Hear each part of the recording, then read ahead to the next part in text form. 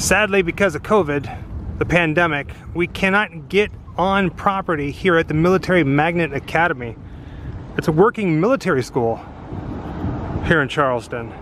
But this is where the beginning of Halloween was filmed. In the movie, this school was the psychiatric hospital where Michael Myers was being held. You'll remember it because it had the very distinctive red and white squares in the courtyard. This is where it happened. Sadly, we can't get into it. It's okay. Say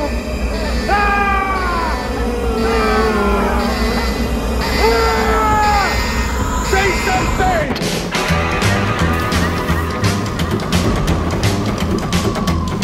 Wherever I come, bad luck just comes my way. Wherever I go, hard luck is there to stay. Good luck never stays a day. Bad luck's always coming my way. Now here's the thing. Jessica and I are always about asking permission. We don't like the idea of trespassing. So we came back the second day, which is what you're watching right now, and we asked the owners for permission if we can come back here and go inside the house. And they said yes. So let's go inside and see what shots we can match up. It just keeps getting cooler and cooler. The podcasters drive right down this road and they turn this little corner where they are met with the security gate that leads to Laurie Strode's house. The security gate is still here. By their own fear and hatred of one another. Yeah. Could it be that the only hope of rehabilitation is through confrontation? Access has been denied. Private property, no trespassing. You might need this.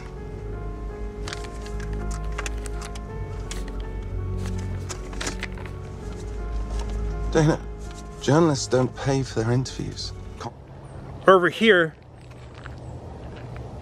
is where the call box would have been, where they called Laurie Strode asking for an interview.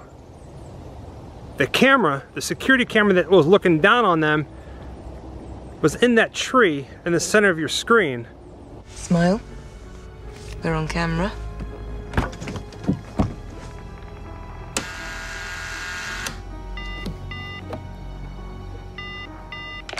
Yes. Hello. We're looking for Laurie Strode.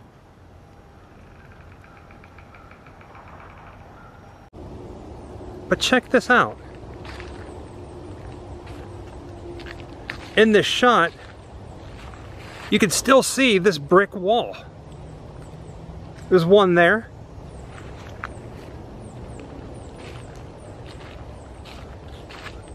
And here. Look at that. Laurie Strode's house, and we didn't even have to pay $3,000. Journalist or not, YouTube content creator, weirdo number one. Jessica and I. We're making a podcast, and We're investigative journalists. if you have a moment, we've traveled a very long way.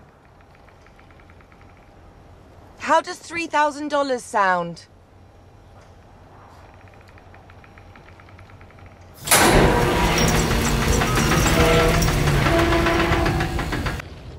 This looks like the original fence that belonged to the property. You know, it's attached to the brick formation here. I don't remember seeing that on the movie, but they probably just covered it up. Still pretty cool. It's on both sides, actually, which is, you know, little small things like that, movie magic, you wouldn't notice it, but it's neat to see it and be here, and then know that the guy filmed the car pulling up, like, over right there, because you see it through this barbed wire with this brick. Can you imagine? So that's all swampland over there. Can you imagine? Yeah, marshland, whatever. But can you imagine being the camera guy and they're like, all right, dude, you got to go stand out there in the water. Go stand in the bog of eternal stench. Right? I don't want that job. Well, I mean, to work on a Halloween movie, I'd do it. It looks like it'd be about this angle that when the podcasters arrive and they park in front of the house.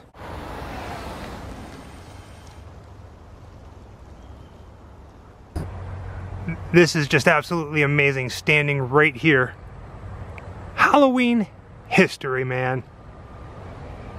Very cool. This is about the shot where the podcasters were standing on the front porch talking to Laurie Strode through the door. Hey, Laurie Strode. Can we come in?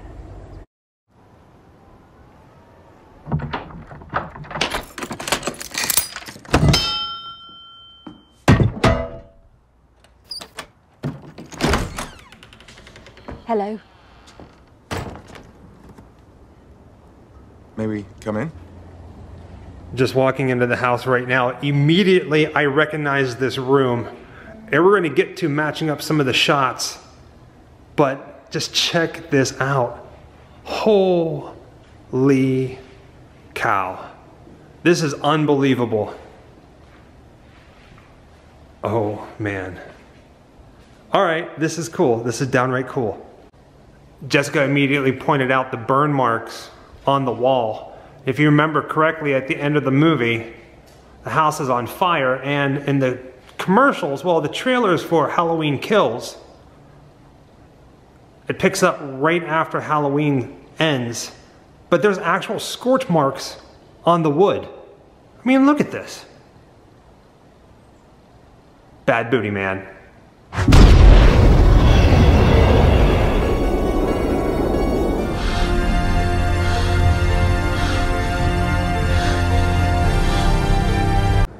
This wasn't in the movie, but walking out the back door, there's a swimming pool here.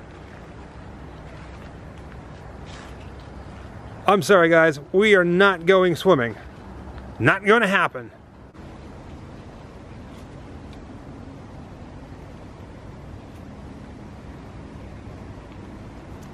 That's just beautiful. I love the shape the house is in. I mean, it's kind of sad, but I love the shape of it. Of course, all of the furniture is gone, but this is an aerial shot of whenever the podcasters were sitting there talking with Laurie Strode. As close as we're gonna get it.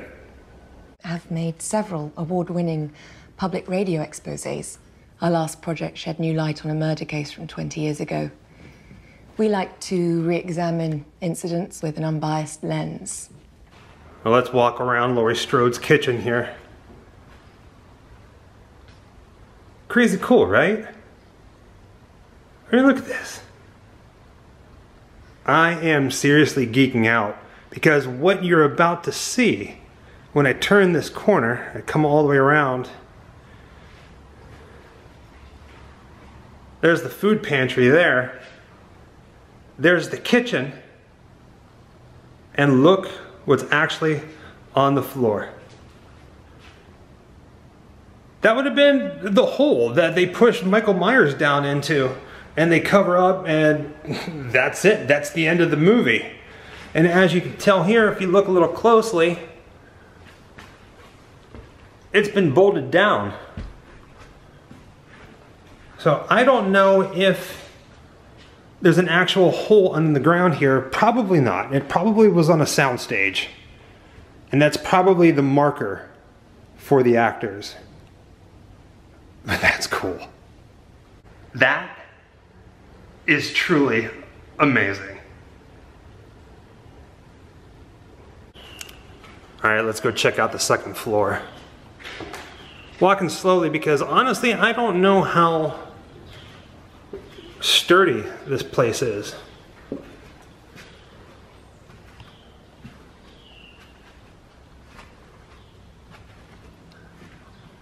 In case you're wondering, I'm purposely doing a lot of this in the first person point of view, POV, because Michael Myers, that's how he would do it.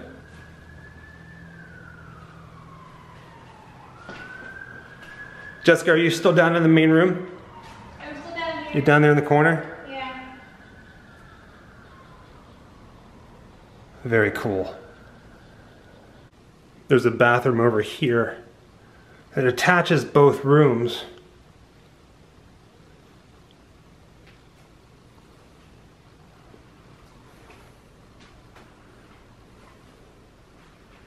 Crazy.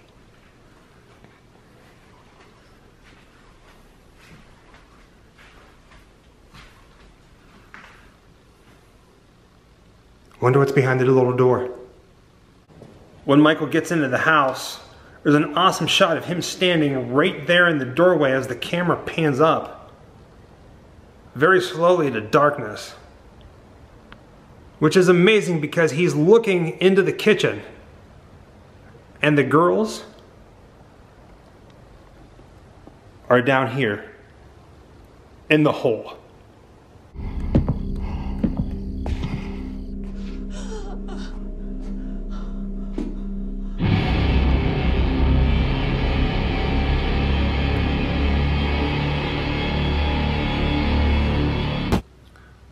There's another room here that has wallpaper on the wall, and we're moving very, very carefully and very quietly because there are wasps everywhere.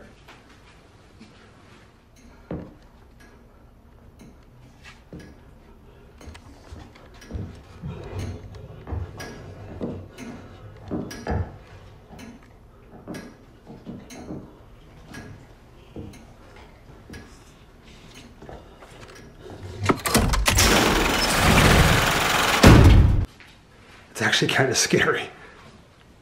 Well, you'll peep into that window. Yeah, let's take a look at this. Look at the windows.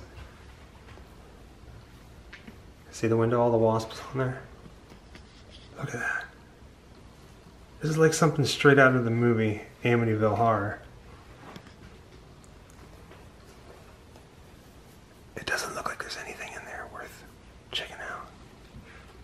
Look at them though, look.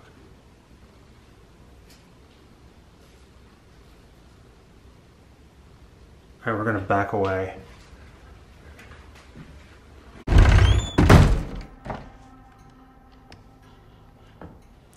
Another room down here on the first floor.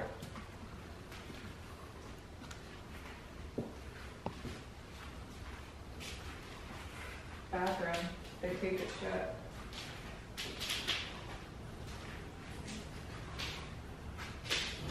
You in the bathroom over there, Jessica? Yeah, they taped the toilet shut and put no signs on it. Ha! Because it's a prop toilet. Yeah. What's that? They taped it shut and then put a no, non-niet sign on it. Crazy.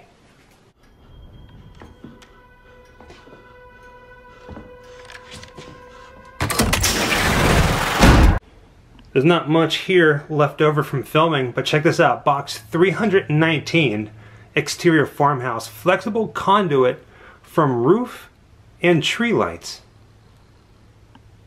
I wonder why they left this behind. Just noticed this walking around. This is where Laurie Strode's phone would have been.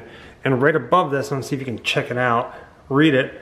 Mike, Allison, Karen, Mom, and non-emergency police. And what's interesting is the phone number here, 555, that's a Hollywood phone number. I mean, not like Hollywood, but that's something that they use in movies. 555. Allison is the girl, Karen is the mom. Mike, I don't think Allison's dad's name was Mike in the movie. So, these two match up perfectly. I'm not gonna lie, even in its current condition, it is a beautiful place. Over here to the left side, let's go walking back.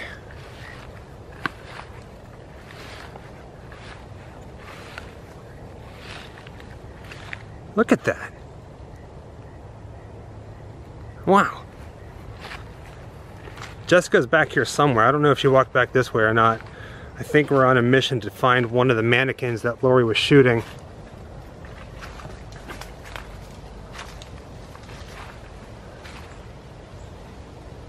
In case you're wondering, it's about straight ahead in the center of your screen is where the pole is. There's the back deck on the side of the house. Those are the kitchen windows.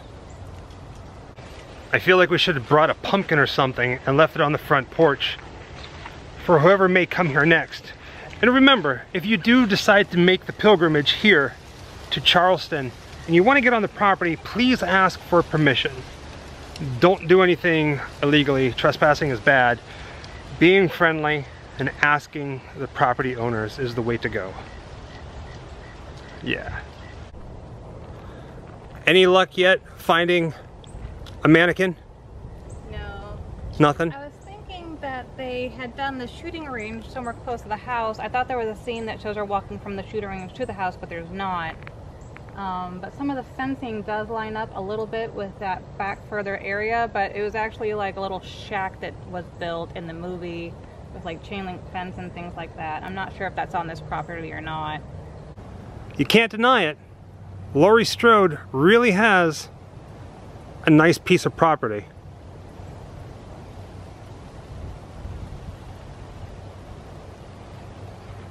There is nobody here aside from us.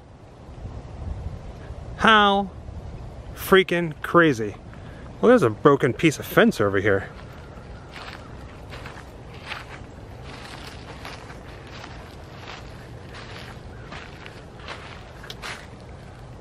That's a little interesting.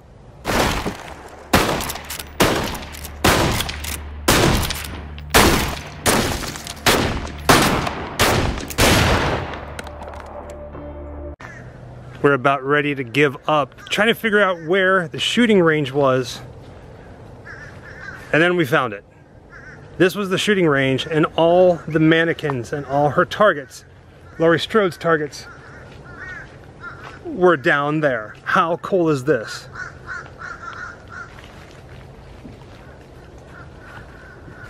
This is cool. This is really cool. What's that? Just like different clothes? Polished, renovations. Must have been part of the crew. There's a tiny little hammer on it, like a handmade hammer, Thor's hammer.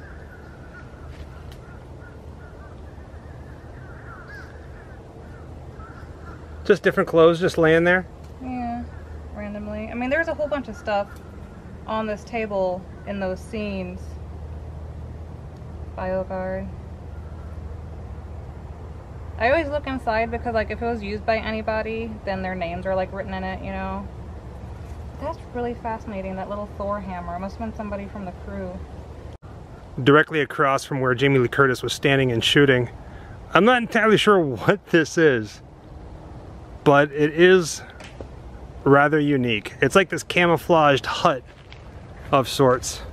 You can see all the wires, like the chicken wire. Is that what they call that? Chicken wire, yeah. Chicken wire. That's interesting.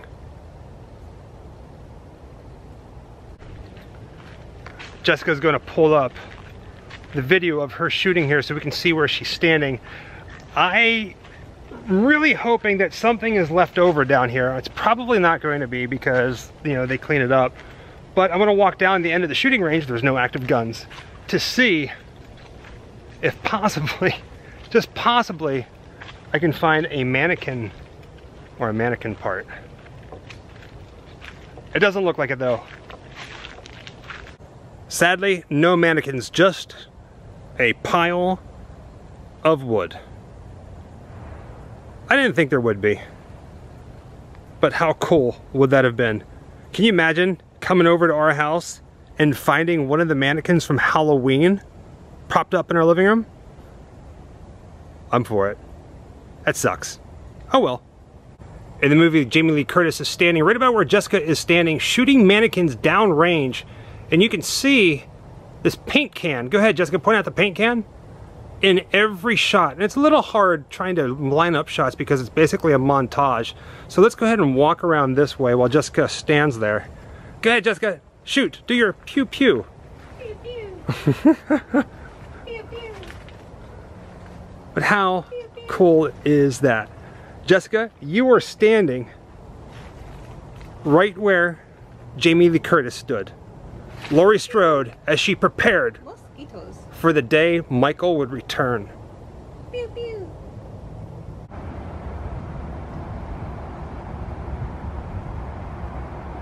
Charleston, South Carolina is a very beautiful town.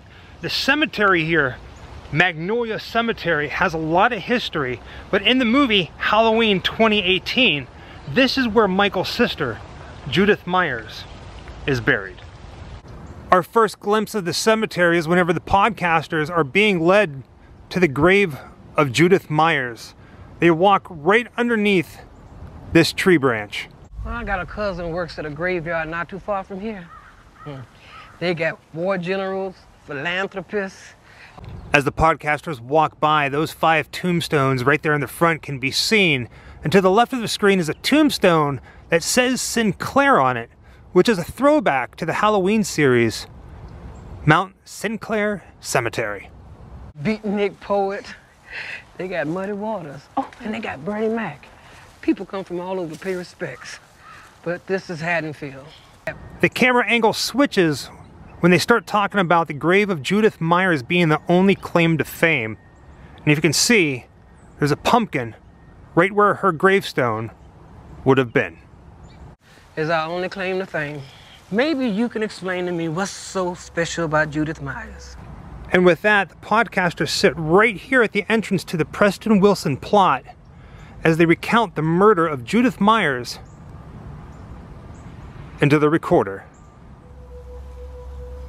As she sat combing her hair, unaware, her 6-year-old brother crept in quietly with a kitchen knife. When she turned, raising her hands in self-defense, he continued stabbing. And of course, the tombstone was fake, but this is about as close as we're going to get to the actual shot of the tombstone of Judith Myers. And as the podcasters are sitting right where I'm sitting right now, the lady who led them here looks off in the distance and sees somebody watching them from behind a tree. We know it's Michael Myers. She doesn't. It's very reminiscent to the 1978 one where he's watching from behind the hedge.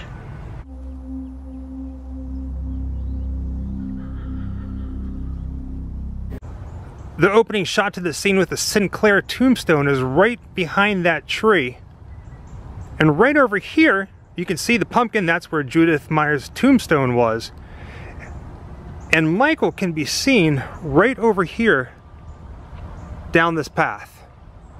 I'm actually a little surprised because most of the time whenever a film production crew is filming, they don't really keep everything into one tight space.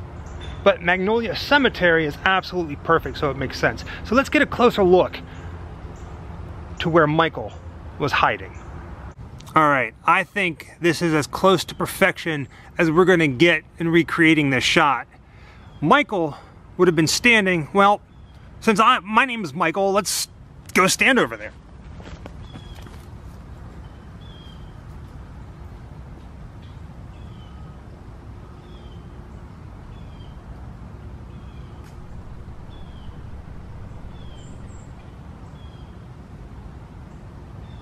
Obviously, it's a little difficult to see because of the lighting, and a lot has changed since it was filmed here. This tree has fallen onto that stone, and you can see right over here,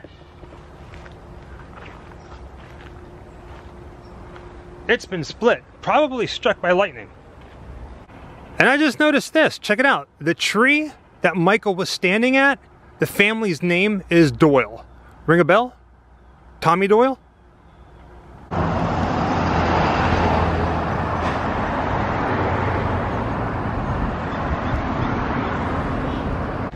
Aaron and Dana, the podcasters, pull into Pump 5 here at this gas station, and he's pumping gas, and Dana opens up the back and you get a glimpse of Michael's mask. She goes to the bathroom, and as he's pumping gas, Michael Myers walks right past him. There's a red van over on Pump 4. The woman over there, she sees Michael and kind of motions to him with her eyes. But Aaron doesn't notice. We need to go to number 2 almost immediately.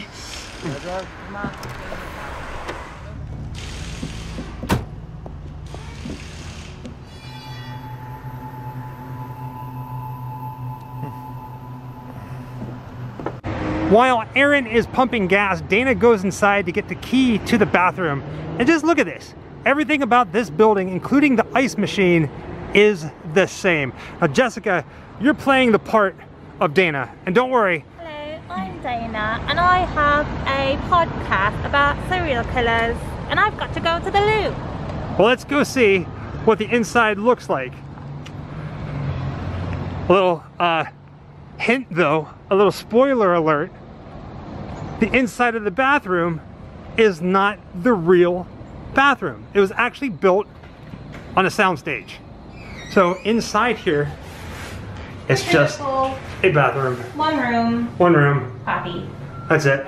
Yeah. Bam. Go ahead. Bye-bye now. Wait, shut the door.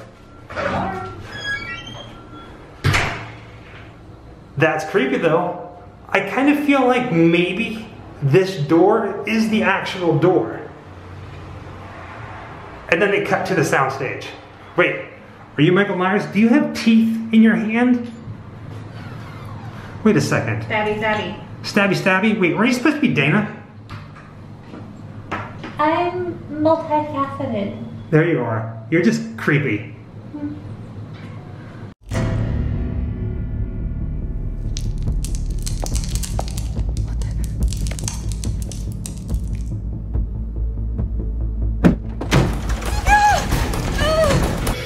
So Aaron, after pumping the gas, comes inside to pay, but there's nobody here. And he looks in and he sees a guy laying here.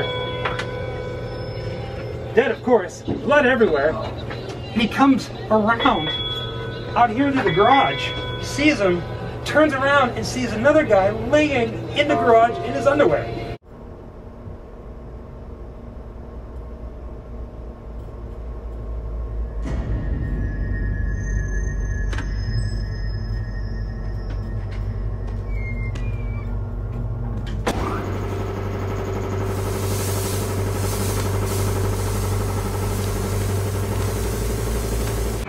When Michael walks into the garage, he's still wearing his outfit, the white uniform from the asylum. But he kills the mechanic over here, and then right here, at the base of that door, is where the mechanic was found with his overalls, his mechanic overalls gone. Michael put them on, and that's how he got the overalls. I am contemplating laying down and pretending like I'm the dead mechanic, but not gonna do that today. And after getting the jumpsuit, Michael Myers goes back to the trunk of the car to get his mask.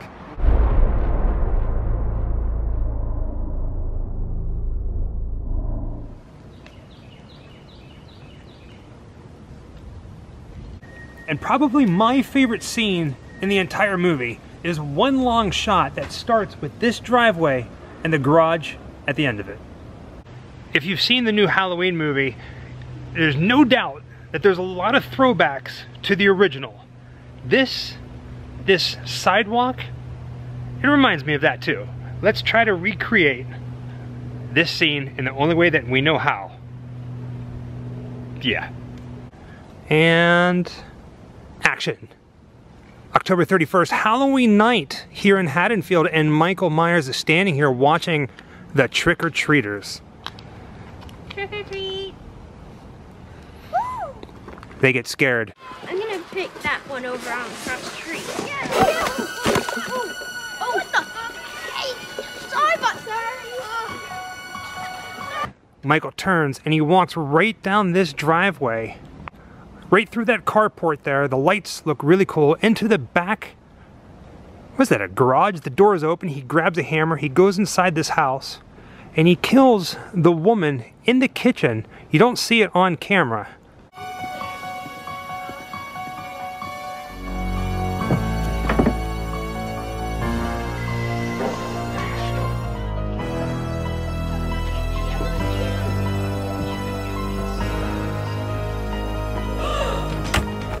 But the camera eventually goes inside. You see her. He grabs a butcher knife.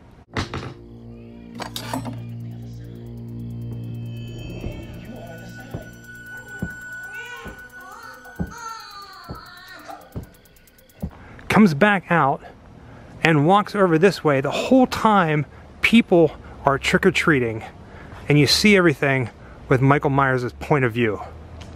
He comes over here, and right about where Jessica is standing, there's a couple that comes out of that house dressed as a doctor and a nurse.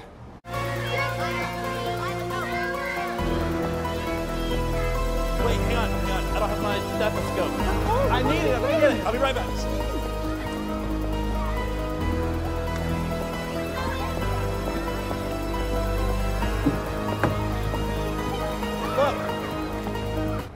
The wife and Michael Myers lock eyes.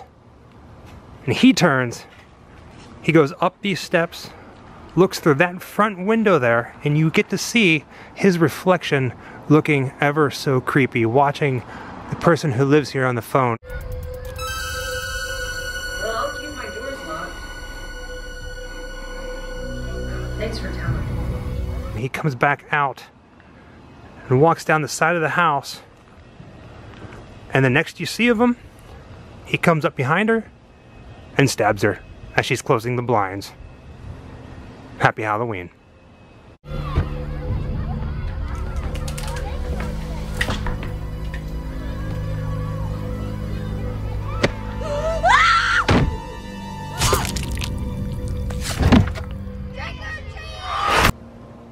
What's really cute is the whole time we're standing here talking and filming, a really good gust of wind will come through the trees and all these nuts just like start cascading down. You think it's raining.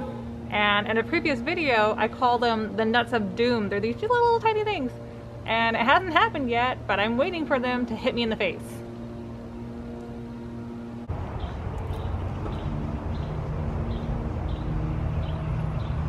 This house right here is the death location of Vicki and Dave while Vicki was babysitting Julian. It was a very comical moment, but it's inside this house where Michael kills them both, but he dresses Vicki up as a ghost. She's propped up in Julian's room with a sheet over her, and the sheriff finds him.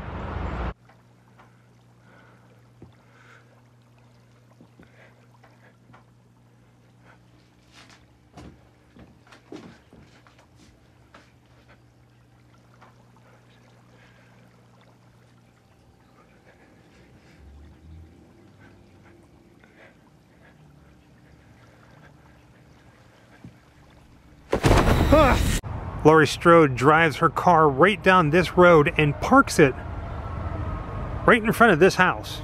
She gets out and you can see very faintly the shutters in the background, and she turns, and that's whenever we're introduced to this house. And she looks, and with really great eyesight, she sees Michael Myers in the window above the door. I know the sunlight is playing tricks on us right now, but it's that window right above the front door.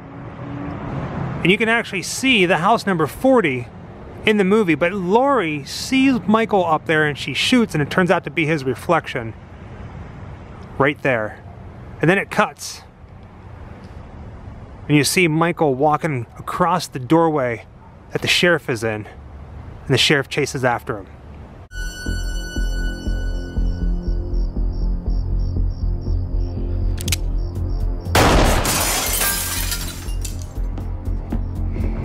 Michael!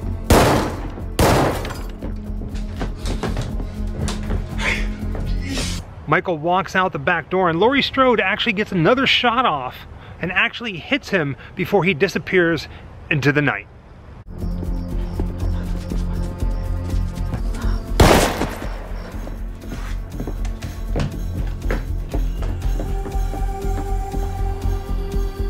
And yes, Halloween just passed, but I do find it absolutely fitting that there are pumpkins on the steps. It's a little hard to see in the movie, but right where Jessica is standing at this intersection, Allison and a slightly drunk Oscar are walking home from the Halloween dance at this intersection. Get it? I'm a high school student. I see it. Yep, you 100% are a high school student.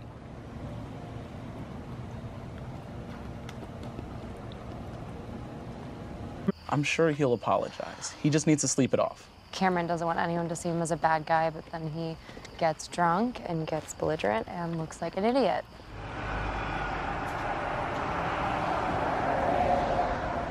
I mean, it could be wrong, but we don't think that they actually showed the front of Mr. Elrod's house. Instead, they showed Allison and Oscar taking a shortcut by climbing the wall through his backyard, which is back here. The wall is exactly the same, and looking at screenshots of the movie, when they climb the wall and jump down into his backyard, there's a curved section, and we walk the whole perimeter, and this is the only curved portion of the wall that we've seen, so this has to be the spot where they climbed over. I mean, we're not going to do it, that's trespassing, but for Halloween 2018, this is it. Gosh, it's treacherous as hell here. Okay. You good? Take my hand. Okay. Here. This is the dumbest shortcut ever. Watch out for all the poison ivy. Don't let me fall on that. I got you, I got you. Go. Okay, I got you. Okay. You did it, yay. It's in Mr. Elrod's backyard where Oscar tries to kiss Allison. He was drunk.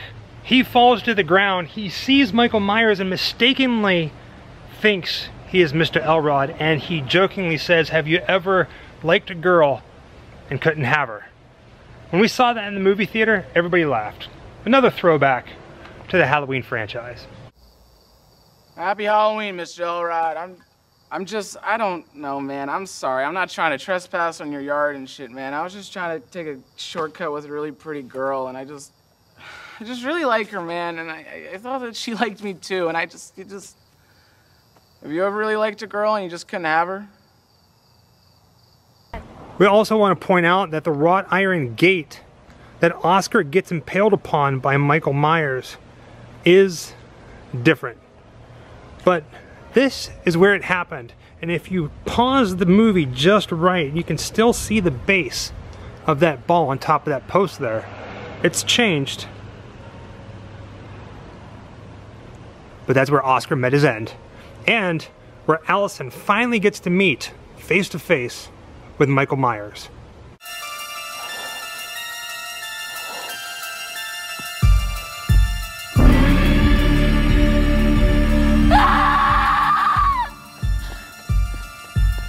And even though you can't see through the gate anymore, you can make out the garage that's in the back. It's the same. So Allison starts freaking out seeing her friend murdered, but not just that, she's come face to face with the legend himself, the shape of stories told to her by her grandmother. She flees down the alley, and then that's the next scene. The next scene, the camera is pretty stationary. Allison runs out of this alleyway, out of Elrod's backyard, and tries to get this folks' attention. It's a blue house, but in the movie it looks like it's green. She's screaming, she knocks on the door, and nobody answers, so she goes to the next house, which would be this green one here. They turn on the light, they help her, and that's the end of that scene. I love that Halloween's technically over, but people still have their Halloween decorations up. Right across the street from Mr. Elrod's house are some homemade tombstones. That makes me happy. Well done, whoever lives in that house. Jessica doesn't know it, but I'm watching her like Michael Myers. Do you think she sees me?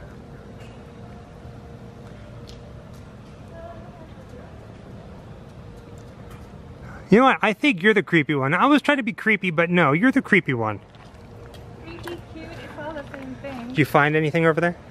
No, I wanted to see if the his iron fence extended to back where the wall was, but you can't tell because it's a personal courtyard.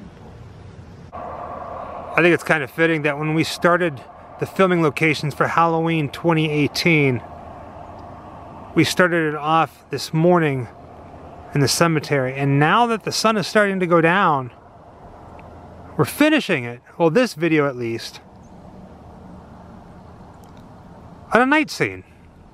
Basically, kid and his dad are driving at night out into the wilderness, and he is telling his dad that he would much rather be at dance class, that he's missing dance class, and that is his life. Whenever they come across the crashed bus filled with hospital patients, and yes, Michael Myers is one of them. Is dance class that important to you? Yeah, it Get is. some more time in the woods, go hunting, fishing? On weekends, I'll do it with you, Dad. Like, I really love spending time with you, but right now, dancing is my thing, you know, and it really hits me in the heart. I mean, Dad, look out! It's really hard picking out the exact location where the bus was crashed, but it's somewhere right around here. And on the road, and over here, near the tree line were just roaming patients. Yes, there's been an accident. There's a bus, people running around the road. My dad went to look, I don't know.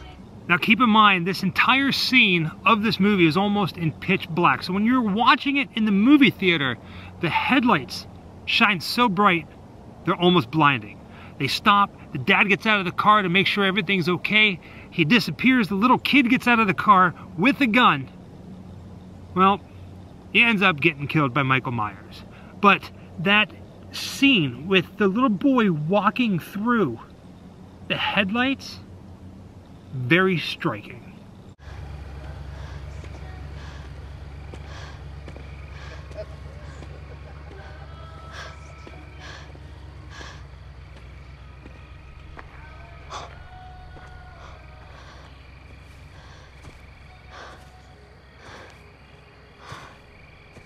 Wherever I come, bad luck just comes my way. Wherever I go, hard luck is there to stay. Good luck never stays a day. Bad luck's always coming my way.